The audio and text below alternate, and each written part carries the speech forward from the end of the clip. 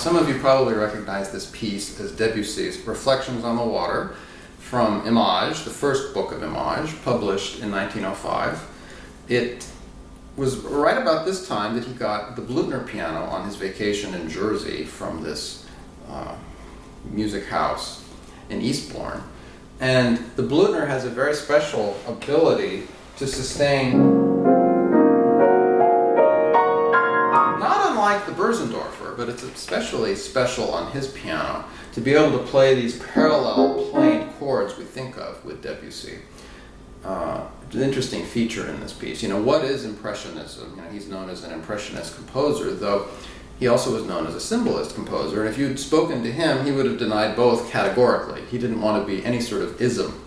Edward Lochspeiser, one of really the primary sources in Debussy scholarship, he in fact defines this chordal technique as, he says that it really came from the Russians, as in Rimsky-Korsakov, some of the orchestral works, the treatment, and that this, quote, this reproduction of a chord on different degrees of the scale is known as Impressionism. And then he questions, isn't he known as an Impressionist? In the songs, we have definite symbolist texts, so we can identify which symbolist composer wrote which text. But, it's harder in the case of something, absolute art music, that doesn't have an explicit thing. Of course, Reflections on the Water really lends itself to Impressionism because we're dealing with the reflection. You can get the silhouette of the light, you can get the play, you can get the shimmering, you can sometimes see, underneath the water, the bottom, you can see the leaves, maybe you see the fish. So, of course, this is very evocative and really lends itself. He goes on, Lochspeiser, one should beware of far-fetched explanations of musical impressionism in which an influence is sought from an actual painting technique. The main concern of the Impressionist painters was the play of light upon form, for which, it almost goes without saying, there can be no analogy in music, since musical form is not in space, but in time. But I think in Reflections on the Water, Debussy does this. He creates these various shimmering water and light effects throughout the piece by these use of these chords and then the use of the pedal as well. He was known for wanting to play the piano in a way where you didn't have hammers. We can play it aggressively and make it sound like we have a hammer that actually strikes the string, or we can play it in a way that cajoles or caresses the sound. Lochspeiser goes on, to appreciate the elements of Debussy's writing, we should see what kind of pianist Debussy was himself. From the accounts of contemporaries, one gathers that his playing was extremely subdued. On at least one occasion, he was accused of maintaining a continuous pianissimo to the extent of being inaudible. Wallace, the Spanish pianist who worked with Debussy, said he was an original virtuoso, remarkable for the delicacy and mellowness of his touch. He made one forget that the piano has hammers, an effect which he used to request his interpreters to aim at, and he achieved particularly characteristic effects by the use of both pedals. He's really creating a wash of sound with the use of the pedals, with the use of a softer touch. He even went on to advocate the use of flat fingers, something which I use in my own Debussy playing. And I can create a muted, somewhat blended overlapped sound. If I'm more curved,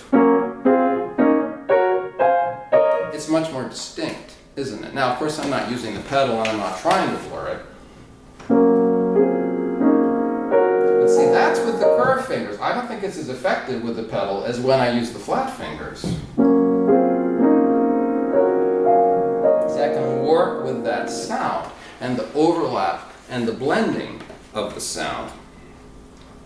And it is this sense of, of illusion that we're creating when we're dealing with that.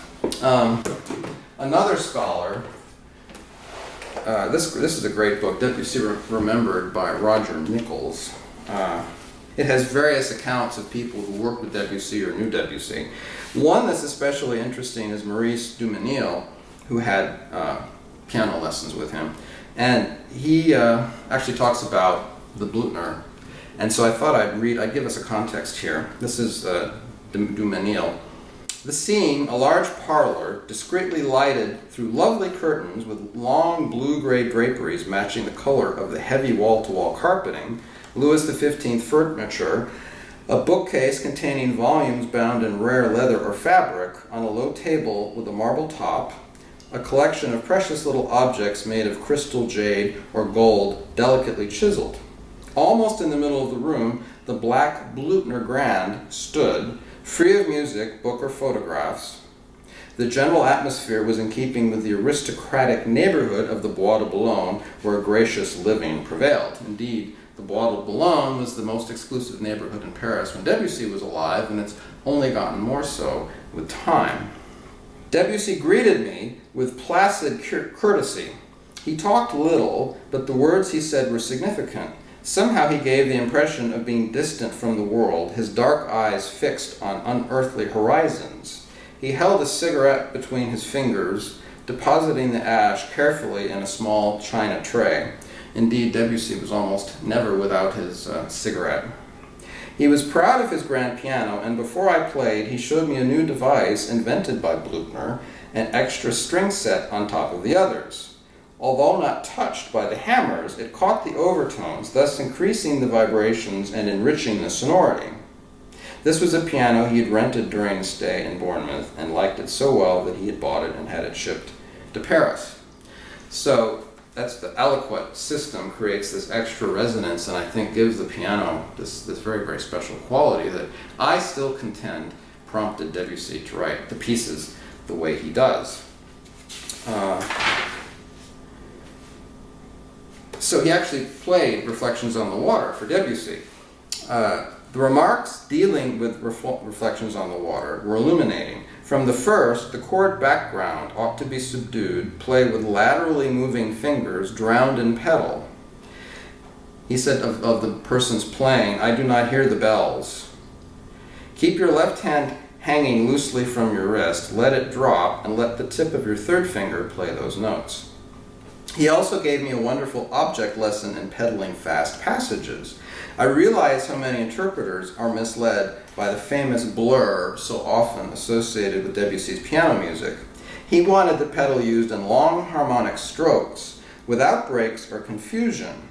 Occasionally, he allowed the pedal to encroach a tiny fraction from one harmony into the next, similarly to what one does when practicing the 5-finger exercise C, D, E, F, G, legato by lifting one finger just an instant after one plays the next. That's making it distinct. That's with more overlap. So of course this is a tool that we have as pianists. How much overlap do we want? If I'm playing Bach, I want less overlap. If I want the Debussy, I may have more overlap. In any case, the blur should be used for special effects and with discretion. It was the blur, of course, that caused Debussy to be called Impressionist. But whenever the term was mentioned in his presence, he became irritated and would have nothing of it, claiming that on the contrary, he descended from the French 18th century harpsichordists. And then I'll close this idea. Du Mesnil said, an amusing story comes to mind concerning Paderewski. Paderewski was this very, very famous Polish pianist who was sort of like the rock star of pianism in sort of the tradition of Liszt. Liszt was kind of thought of in the same way, handsome and dashing and ridiculously virtuosic. The illustrious Pole once featured Reflections on the Water on one of his programs. Moved by curiosity, Debussy went to the recital. He was surprised when Paderewski played this piece daintily, with charm, with refinement, and with a pearly technique that would have better befitted a set of variations by Haydn or Mozart. It was delightful, he said to Paderewski. Not at all what I had in mind, but please do not change an iota in your interpretation. So, this begs another point, which I think is important. There's not a standard interpretation, I think an interpreter has to find what resonates with them, in concert with what they see on the page, what they see with the score. For instance, here we have these two measure phrases, so typical of Debussy, these classically conceived phrases.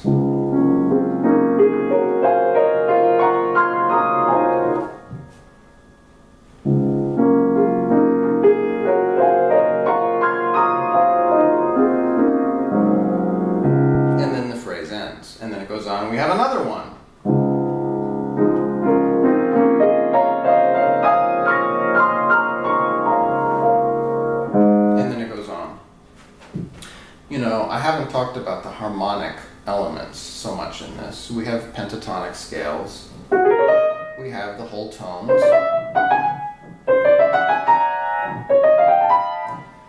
But I think with this one, it's more important to think about, what does the Impressionism mean? That's not something I've discussed before. Now, I discussed it in my film, the last blog post last week. If you didn't get a chance to see it, take a look, because the first documentary film that I did, I was at the Debussy Congress here in Austin, Texas, and I was able to interview all the world experts about Debussy. And they talked at great length about Impressionism, as well as symbolism. And I kind of wanted to follow up on that, rather than talking about, well, this chord is a French augmented sixth, and this is more whole tone, and this is more pentatonic. You can kind of go through and hear it and listen to those things. Anyway, this is a very special piece. I first learned it with Marianne Covert when I was 12. She was a professor at the college, and she was a great influence on me. One of the reasons I'm doing what I'm doing now. And so I'm indebted to her. She's unfortunately no longer with us, but her spirit lives on in me, and the love that she engendered with French music, and Reflections on the Water.